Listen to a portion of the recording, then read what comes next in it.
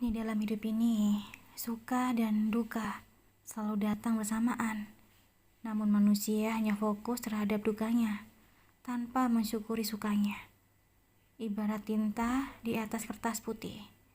Betapa mata terbelalak melihat ke arah setitik tinta, tanpa mengakui bahwa putihnya kertas sangat polos dan bersih. Begitu juga dengan ujian dan hikmah. Mereka selalu datang secara bersamaan dan berdampingan. Cerita hidupku saat ini penuh dengan ujian, namun penuh juga dengan kenikmatan.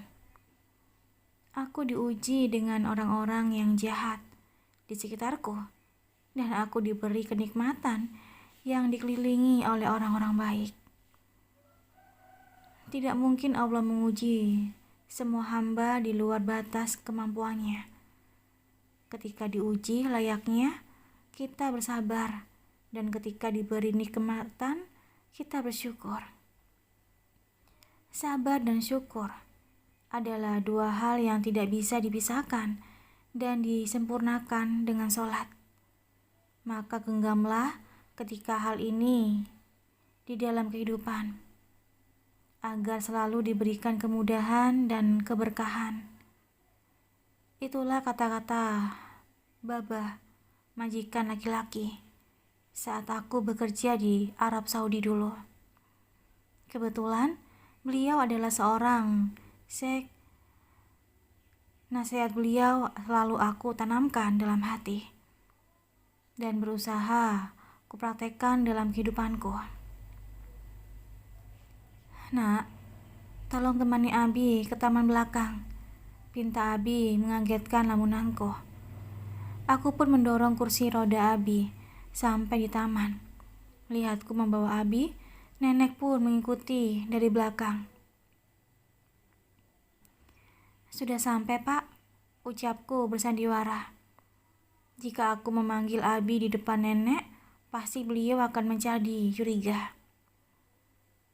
Terima kasih, ucap Abi tersenyum, seolah mengerti dengan kodeku memanggil beliau seperti itu.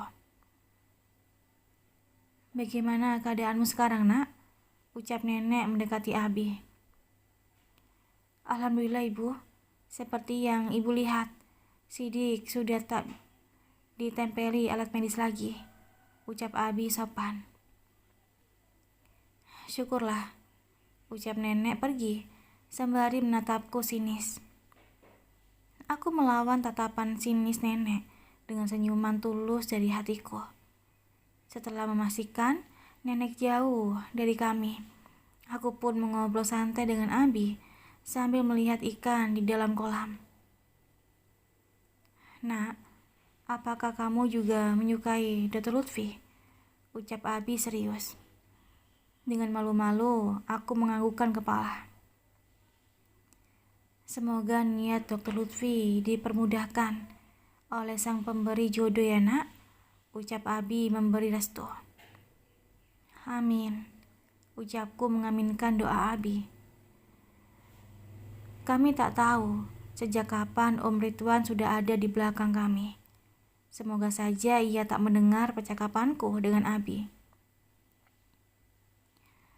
Sidik, bisakah aku meminjam Riana sebentar?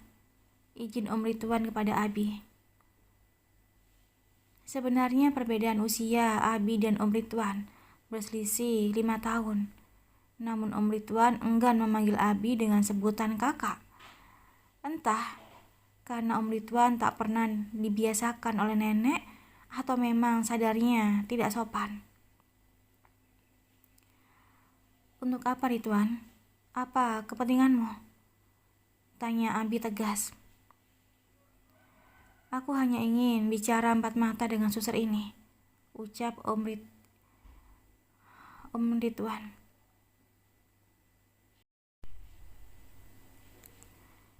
Bicaralah di sini, ucap Abi. Maaf Sidik, hal ini sangat rahasia, ucap Om Ridwan berusaha mencari alasan. Maaf Ridwan, saat ini ia sedang bersamaku, dan suster ini bekerja untukku. Aku tak akan mengizinkan pekerjaanku meninggalkanku sendirian.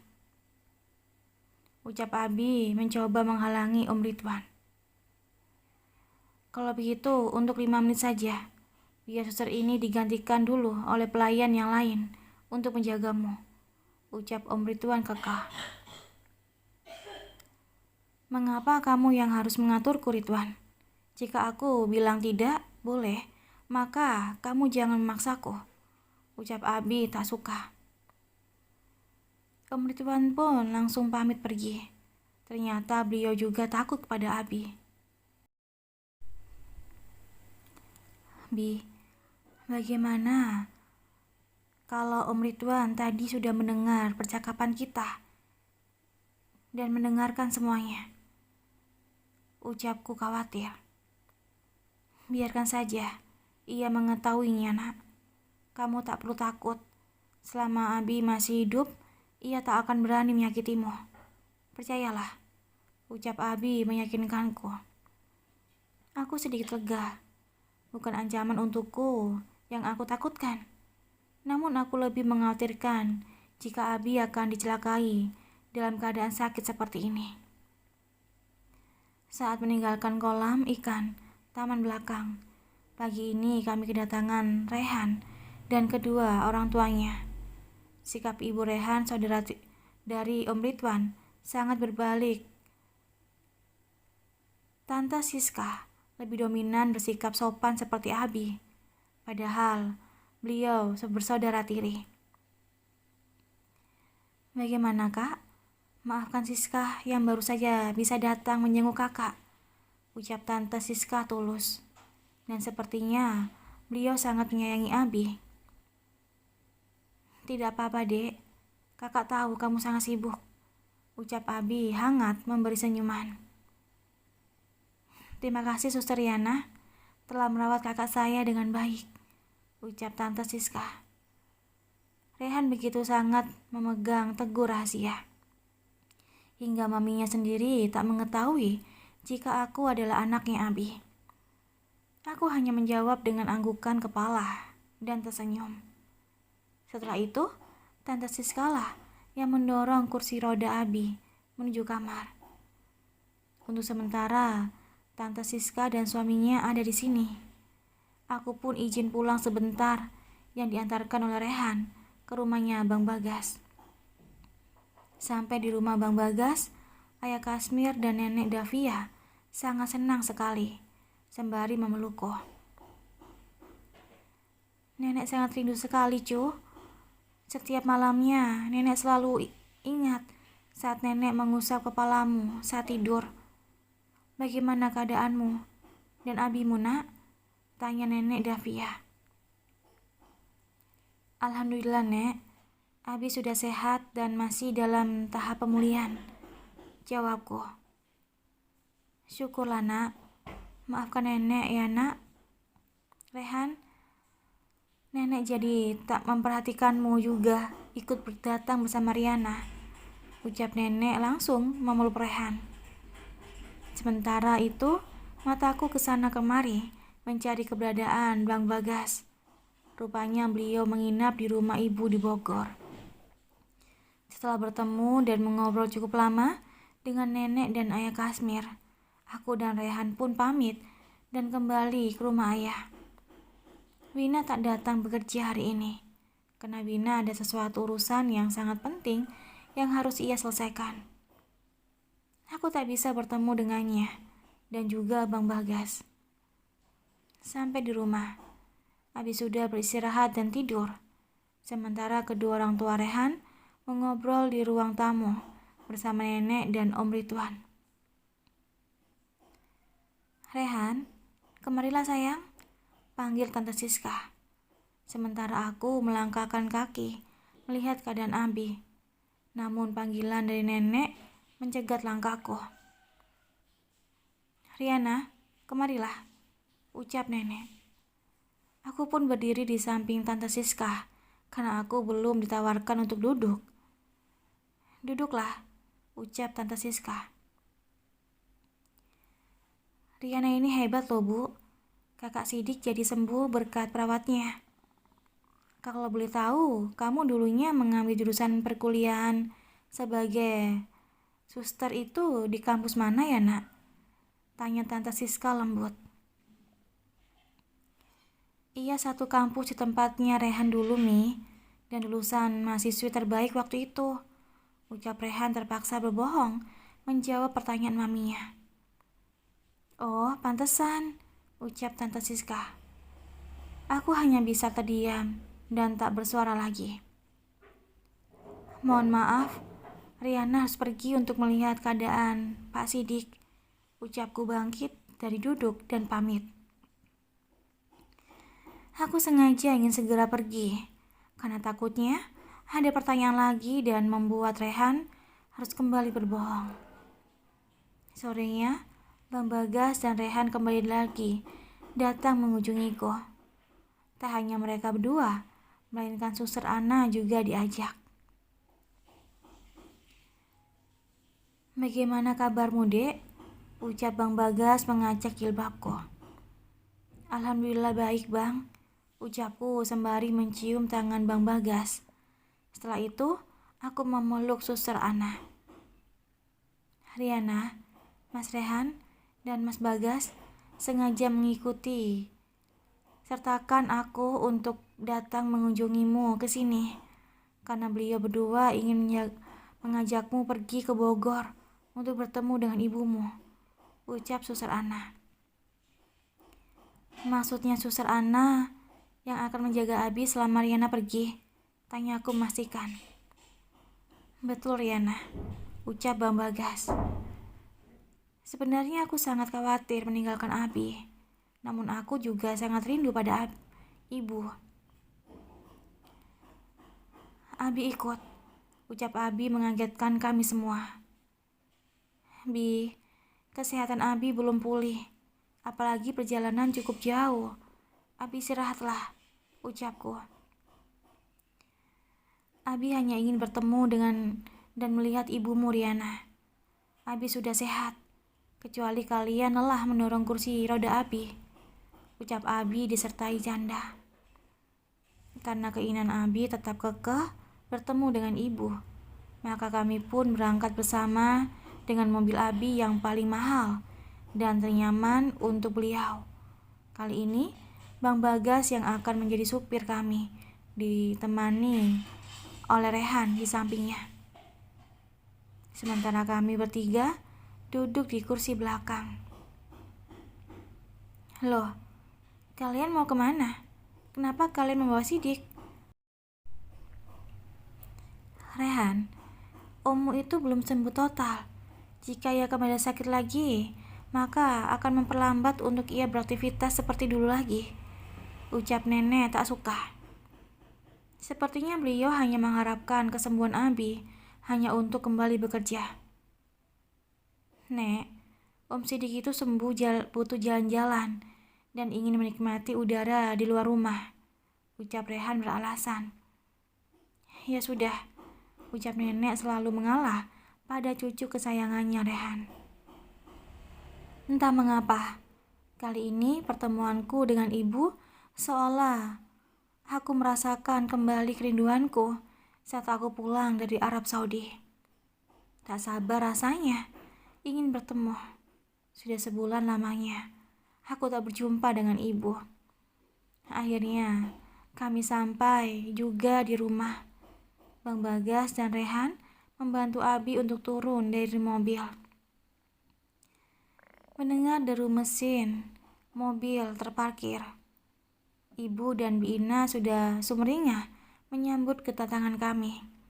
Rupanya Bang Bagas sebelumnya sudah memberitahu ibu bahwa aku akan datang, namun tak bersama Abi dan Suster Ana. Ibu, Riana rindu, ucapku memeluk beliau. Ibu juga sangat rindu, Nak, ucap ibu. Aku pun memeluk Bi Ina dan Bang Imran dan Fadil. Kenalkan, Bu, ini Abi Riana, ucapku memperkenalkan ibu kepada Abi.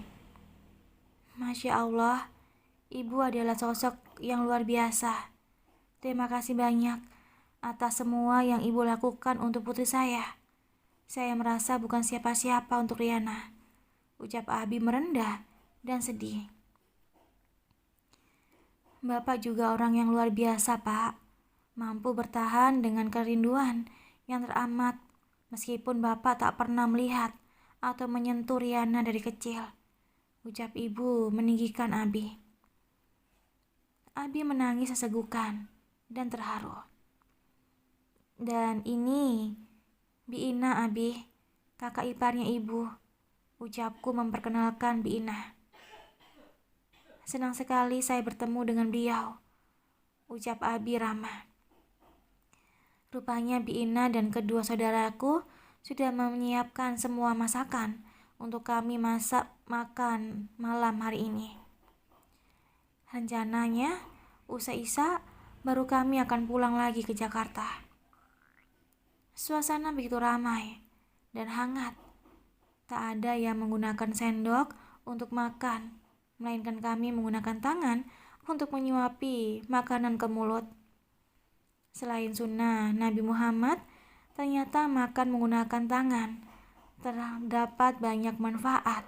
Salah satunya adalah bisa memperlambat proses makan hingga mencegah diabetes tipe 2.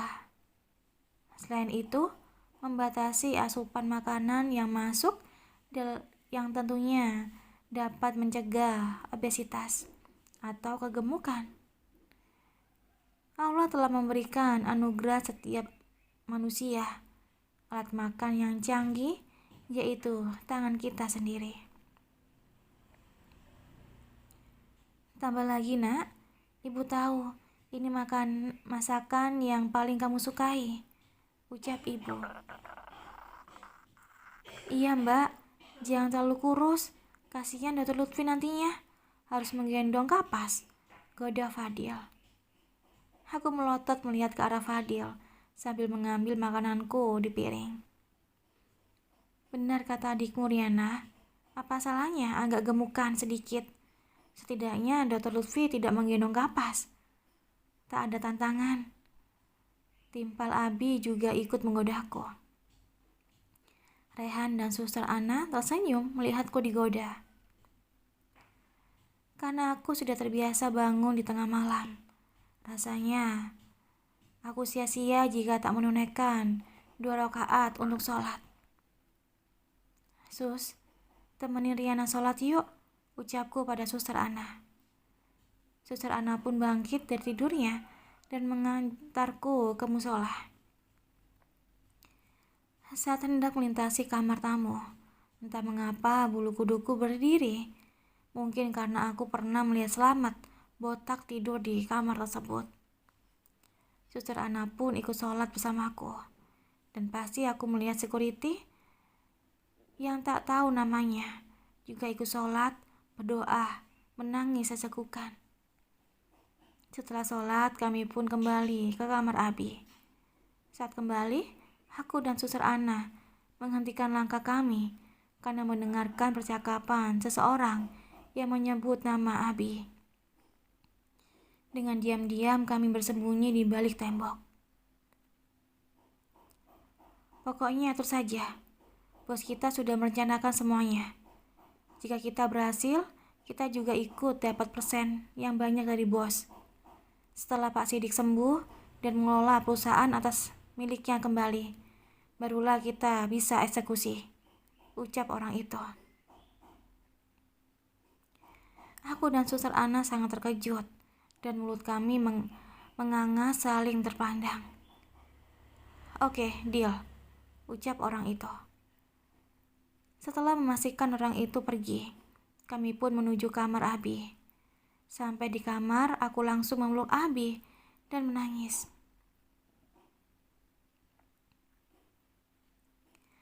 Namun, Abi tertidur nyenyak sehingga kupeluk pun beliau tak bereaksi. Sus, bagaimana jika perkataan orang itu benar? Riana takut terjadi hal yang tak diinginkan pada Abi. Riana baru saja berjumpa. Namun mengapa ada saja orang jahat yang ingin mencelakai Abi? Ucapku sesegukan. Tenang nak, tidak ada yang berani mengganggu Abi. Abi ingin melihat permainan mereka itu sampai di mana. Jangan khawatir, ucap Abi mengusap kepalaku. Abi tidak tidur, ucapku kaget. Bagaimana Abi bisa tidur jika putri Abi bersedih, ucap Abi. Malam ini, Abi bercerita banyak dengan masa lalunya, termasuk masa lalunya bersama ibu. Dulu saat ibu dibantu oleh tim SAR, ternyata Abi juga berada di sungai itu, di bawah jembatan. Saat itu Abi sedang melihat lokasi untuk pembangunan rumah bagi para fakir miskin. Abi dulunya orang yang sangat kejam dan berengas jika ada yang berani mengganggu beliau, termasuk bagi orang-orang yang korupsi dalam perusahaan maupun mengambil hak orang lain yang sudah Abi sedekahkan. Beliau tak tanggung-tanggung untuk mengajar dan langsung menjebloskannya ke penjara. Saat tim SAR membopong ibu, Abiku sudah jatuh cinta pada pandangan pertama. Beliau begitu memaksa cintanya terbalaskan. Hingga 2 tahun lamanya, Abi mengejar ibu. Namun ibu tak pernah tertarik dengan Abi. Karena ibu masih setia dan menunggu Pak Yakub. Ibu masih percaya jika Pak Yakub masih hidup. Hingga ibu pun menyerah karena disedesak oleh keadaan. Hingga ibu pun menerima lamaran dari Abi. Nenek tak pernah setuju jika Abi harus menikahi wanita dari kelas bawah. Karena bagi nenek, Abi tak setara dengan ibu. Abi tak peduli dengan restu dari nenek dan tetap kekeh menikahi ibu. Akhirnya Abi dan ibu menikah. Namun di hati ibu masih ada nama Pak Yakub. Dan Abi menerimanya dengan lapang dada. Dari ibu, Abi bisa belajar dengan kesabaran dan kelembutan.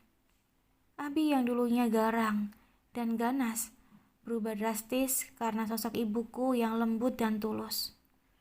Kelemahan ibuku yang tak tegas dan berani melawanlah. Akhirnya nenek menyingkirkan ibuku dari rumah. Saat itu, Abi terlalu sibuk bekerja tanpa mengenal waktu. Hingga pada saat ibu hamil, Pak Yakub bertemu dengan ibu. Dan momen itu dipergunakan untuk nenek menghancurkan ibu. Nenek memfitnah ibu jika ibu berselingkuh kembali dengan suaminya dulu yang telah diduga meninggal oleh ibu. Abi pun termakan hasutan nenek dan ibuku diusir dari rumah. Abi begitu menyesali tindakannya. Setelah diusir, Abi berusaha mencari ibu. Namun ibuku tak ditemukan jejaknya. Hingga wafat barulah Abi bertemu dengan beliau di rumah sakit. Mendengar cerita Abi, hatiku hancur rasanya. Bagaimana saat perjuangan ibuku setelah hamil dan diterpa dengan ujian yang begitu dahsyat. Aku ingin membenci Abi dari sikapnya, mengambil keputusan. Namun hatiku selalu lembut dan tulus untuk membencinya. Abi memelukku dan menangis menyesali semua perilakunya. Tak henti-hentinya beliau meminta maaf. Bahkan jika tak ku cegat, beliau hampir menghantam dadanya sendiri dengan keras.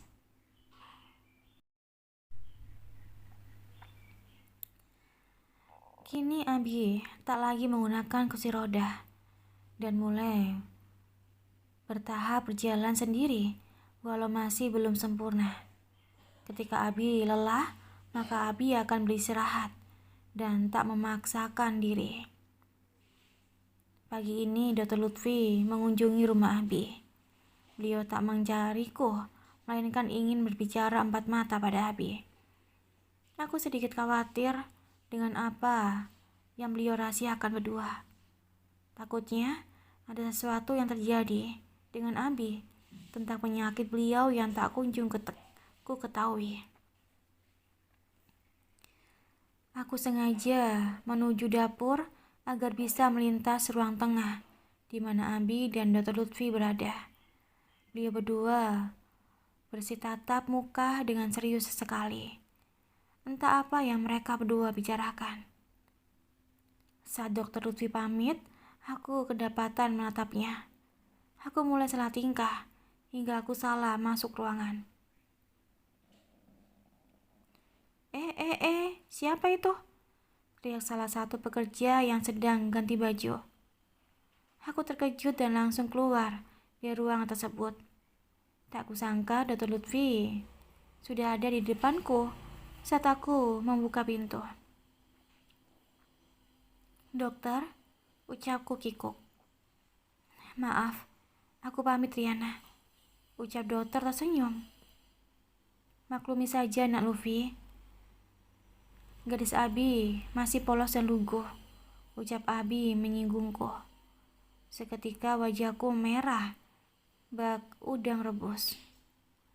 Dr. Lutfi pun pamit, namun aku masih tetap merasa malu sendiri. Sampai-sampai aku tak berani mengangkat kepala melihat ke arah Abi. Anakku ya Humairah, ucap Abi semakin menggodaku dengan gelak tawa.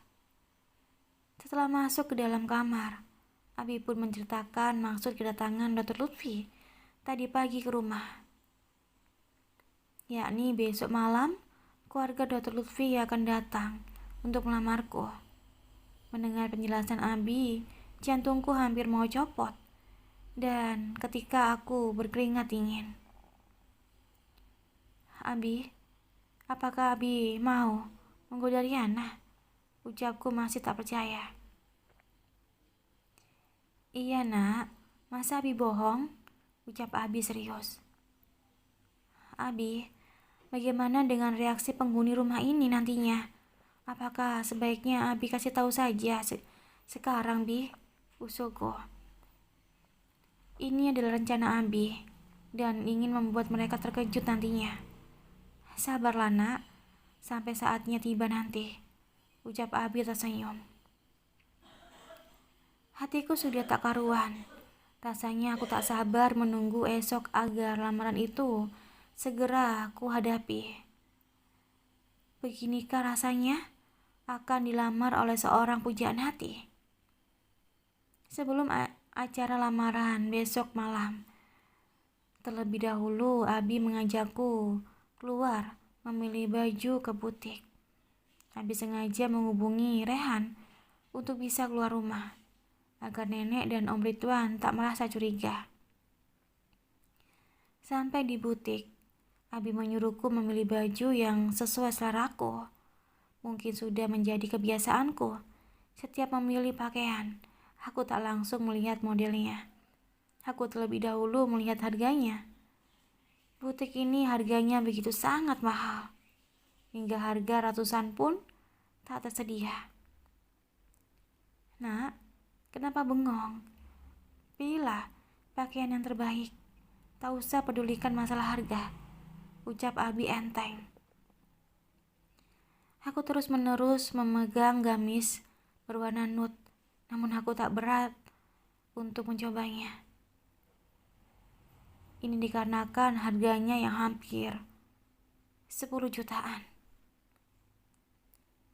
Pelayan, putriku menyukai gamis ini. Tolong antarkan dia untuk mencoba di ruang ganti, ucap Abi. Baik pak, mari nona, ucap pelayan. Tapi Bi, ucapku berat hati. Sudah, sana cobalah nak, paksa Abi tersenyum.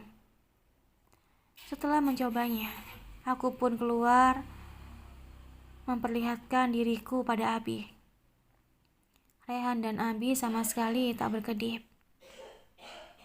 Masya Allah, ucap Abi dan Rehan secara bersamaan. Putri Tuan sangat cantik, puji pelayan. Saat keluar dari toko, aku bertemu dengan Suci dan Pak Bram secara kebetulan. Riana, ucap Suci memelukku. Oh iya, kenalin Abi, ini Pak Bram, tempat Riana bekerja dulunya. Dan ini Suci, teman Riana. Ucapku memperkenalkan Abi kepada mereka. Sepertinya Rehan sejari tadi memperhatikan dan melirik temanku Suci. Sementara Pak Bram asik mengobrol dengan Abi. Suatu kehormatan bisa bertemu dengan Bapak. Padahal dulunya saya pernah ke sana, namun Bapak sedang berada di luar negeri, ucap Pak Bram. Oh ya?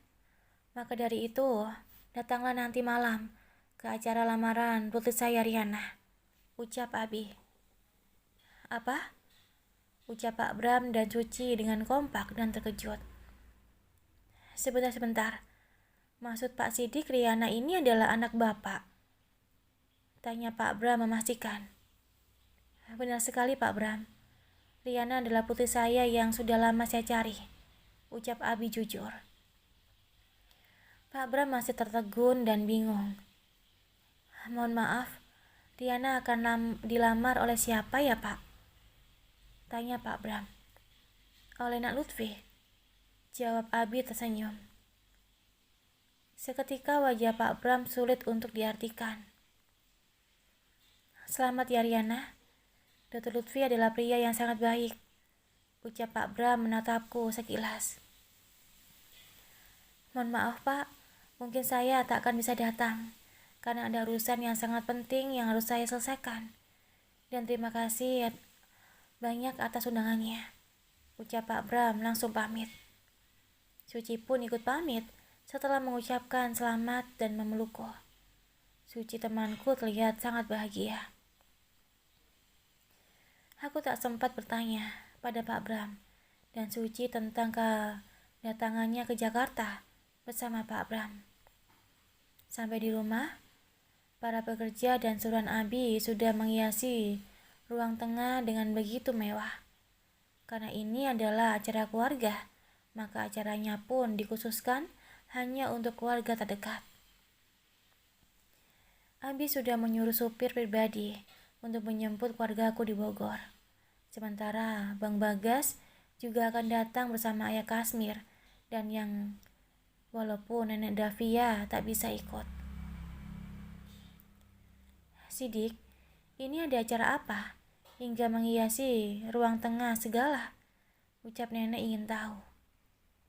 Bu, ini adalah acara surprise, ucap Abi tersenyum bahagia. Walaupun nenek masih bingung, namun nenek malas untuk bertanya lagi dan memilih masuk ke dalam kamarnya. Pukul 7 malam, keluargaku dari Bogor sudah ada di depan rumah. Aku pun langsung menyambut dengan hangat dan bahagia. Ku peluk ibu dan semuanya. Begitu pula dengan kedatangan Bang Bagas dan ayah Kasmir. Rupanya, ayah sudah membeli kostum yang sama persis khusus digunakan untuk keluarga besar. Sementara Rehan dan keluarganya pun sudah tiba sedari tadi dan ikut menyambut kedatangan keluargaku. Saat kami masuk ke ruang tengah, nampak nenek begitu sangat sinis melihatku dan keluargaku yang datang. Sidik, katakan sejujurnya, ini acara apa? Tanya nenek ketus. Nanti juga ibu akan tahu, ucap Abi mencium pipi nenek. Abi sengaja tak memperkenalkan seluruh keluargaku di hadapan nenek sekarang, karena Abi akan berbagi kebahagiaan dan surprise nantinya pada beliau. Azan Isya pun berkumandang, dan kami semuanya langsung bangkit dari duduk menuju musola yang ada di rumah Abi, tak terkecuali para pekerja Abi. Abi bukan tak mau menjadi imam untuk sholat, melainkan beliau masih belum mampu untuk berdiri ramah. Maka yang menjadi imam kami saat ini adalah Bang Bagas. Nenek dan Om Ridwan hanya menunggu di ruang tengah tanpa ikut sholat berjamaah. Masya Allah, Nak Bagas, suaramu sangat merdu sekali, puji Abi. Bang Bagas hanya menanggapi Abi dengan senyuman. Kami pun berjalan beriringan dan kembali ke ruang tengah. Sekitar menunggu 20 menitan, tamu yang kita nantikan pun tiba. Aku memegang dadaku dan kuusap secara berlahan. Beruntung aku menggunakan jilbab, hingga saat aku mengelus dadaku tak nampak oleh siapapun. Jantungku berirama tak karuan akibat terlalu berdegup kencang. Silakan, ucap Abi menyambut Dr. Lutfi dan kedua orang tuanya dengan hangat. Bukan hanya itu, Sylvia dan suaminya pun juga ikut. Dan spesialnya lagi adalah Alania diikut sertakan. Aku memeluk Alania dengan terharu. Begitu kuatnya ia sebagai wanita yang sangat mencintai Dr. Lutfi namun menyaksikan lamaran tersebut. Aku selalu berdoa untukmu, Alania. Semoga suatu hari nanti kamu akan mendapatkan jodoh yang terbaik, ucapku tulus. Amin, ucap Alania tersenyum. Setelah semuanya duduk dan berkenalkan satu sama lain, akhirnya acara pun dimulai. Setelah kata sambutan, sang pemilik rumah, yaitu Abi, mengutarakan kebahagiaannya. Beliau dengan kedatangan kedua orang tua calon pelamar. Ibu Ridwan, inilah surprise yang ingin Sidik tunjukkan. Riana adalah anak kandung Sidik, dan saat ini Riana adalah cucu ibu yang akan dilamar oleh Dr. Lutfi. Jelas Abi. Apa? Saking terkejutnya, Nenek dan Om Ridwan, beliau berdua langsung bangkit dari duduk kemudian menatapku dengan heran. Ini tidak mungkin, Sidik. Apakah kamu sudah tes DNA bahwa Riana itu anakmu? Istrimu Maisaroh, ibunya gadis ini, telah berselingkuh dengan Yakub, suaminya yang dianggap telah mati. Ibu yakin demi mengincar hartamu, gadis ini rela berbuat apapun saja. Sekarang saya tanya pada kedua orang tua Dr. Lutfi, apakah orang yang baik agamanya seperti Anda menerima gadis yang anazabnya tak masih diragukan sebagai menantu? Ucap nenek begitu tajam hingga merasa menghujam jantungku. Aku berlari masuk ke dalam kamar karena tak kuasa mendengar ucapan nenek. Cukup, ucap ibuku lantang. Anakku datang ke sini bukan untuk dihina seperti ini. Di hari kebahagiaannya, seharusnya anakku diliputi senyuman di bibirnya, ucap ibuku geram. Siapa yang menghina anakmu? Justru anakmu lah yang menjatuhkan harga dirinya sendiri dengan datang ke sini untuk menyamar dan ingin menguasai harta kami. Riana telah membohongi kami bahwa dia pernah kuliah di kampus keperawatan dengan nilai yang baik agar bisa mengambil hati anakku Sidik. Padahal ia adalah mantan babu di Arab Saudi dan hanya bersekolah tamatan SMP. Apakah karena kemiskinan kalian yang membuat kalian mau melakukan sesuatu untuk mengejar harta? Ucap nenek menghina keluargaku. Bu, Sidik mohon, cukup. Jangan sampai Sidik melawan ibu. Ucap Abi masih pelan, namun berusaha untuk bersikap hormat. Mohon maaf Pak Sidik, sepertinya acara lamaran ini untuk saat ini kami batalkan. Kami sangat berterima kasih atas jamuan dan sambutan hangatnya. Dan kami mohon maaf jika kami harus berpikir ulang untuk datang kembali, ucap Abi Dr. Lutfi. Abi pun meminta maaf atas kekacauan acara malam ini kepada keluarga Dr. Lutfi dan seluruh keluarga besarku. Isaku memeluk ibu. Beliau dengan erat cepat menghampiriku ketika aku berlari ke kamar. Tak lama Abi dan semuanya pun datang untuk menghiburku di dalam kamar. Maafkan Abi, nak. Ini semua salah Abi. Ucap Abi merasa bersalah. Aku belum bisa mengucapkan satu kata pun karena aku begitu hancur dan terisak. Sidik, maafkan kami jika malam ini kami akan membawa Riana pulang. Izin ibu pada Abi. Maafkan atas kelakuan ibu saya, Bu. Maafkan. Ucap Abi tak bisa berkata-kata lagi.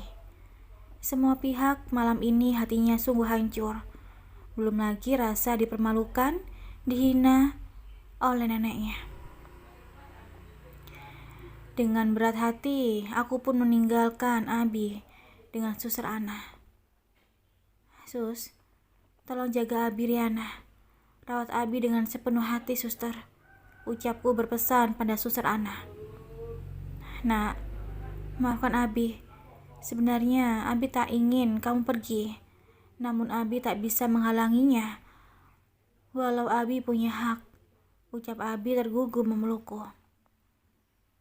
Riana janji Abi, setelah suasana hati Riana membaik, Riana akan datang mendampingi Abi. Ucapku tak kalah terguguh. Ingat Bi, Abi harus kuat dan pulih demi Riana, anak Abi. Ucapku menguatkan Abi. Tentu saja, nak. Tentu. Ucap Abi berjanji. Saat kami menuju mobil terparkir, terlihat wajah puas Om Ridwan dan nenek. Mereka tersenyum di atas perintahan kami. Aku dipapa oleh Bang Bagas masuk ke dalam mobil, sementara ayah Kasmir pulang sendiri ke rumahnya. Karena Bang Bagas akan ikut menginap bersama kami ke Bogor. Aku melambaikan tangan pada ayahku yang sudah sangat lama aku rindukan, dan kini kami harus berpisah lagi. Aku berjanji jika suasana hatiku membaik, aku akan datang mendampingi ayahku. Untuk saat ini, aku hanya butuh bersama ibu. Di dalam mobil, tak henti-hentinya, ibu mengusap kepalaku. Sementara Bang Imran dan Fadil begitu sangat terluka melihatku bersedih. Aku hanyalah manusia biasa. Ada titik di mana aku akan terlihat lemah. Jika dulu aku tak pernah menampakkan kehancuranku, namun saat ini, aku sungguh tak bisa untuk menutupinya. Karena para keluargaku menyaksikan diriku ketika dipermalukan dan dihina. Aku sekarang pasrah. Andai keluarga Dr. Lutfi tak setuju jika aku pilihan hatinya. Dan akan segera dijodohkan dengan Alania. Aku lebih ikhlas. Mungkin ini adalah suatu pertanda jika kami tak berjodoh. Mengingat waktu itu, nenek benar-benar menghinaku. Seolah aku adalah gadis yang tak pantas untuk menikah. Sedikit pun malam ini, aku tak bisa tidur. Aku sengaja memejamkan mataku agar ibu mengira aku terlelap dan tak khawatir dengan keadaanku. Sampai datangnya tengah malam, aku bangun untuk bersimpuh kepada Robku dan berdoa agar hatiku selalu dikuatkan dan dilapangkan kesabaranku seluas samudra. Usai sholat, bayangan Abi yang menangis tak bisa hilang dari pelupuk mataku. Beliau pasti lebih hancur daripada aku sebagai anaknya. Terima kasih udah dengerin audio di Eva Family. Jangan lupa like, komen, share, dan juga subscribe ya. Aku tunggu. Terima kasih.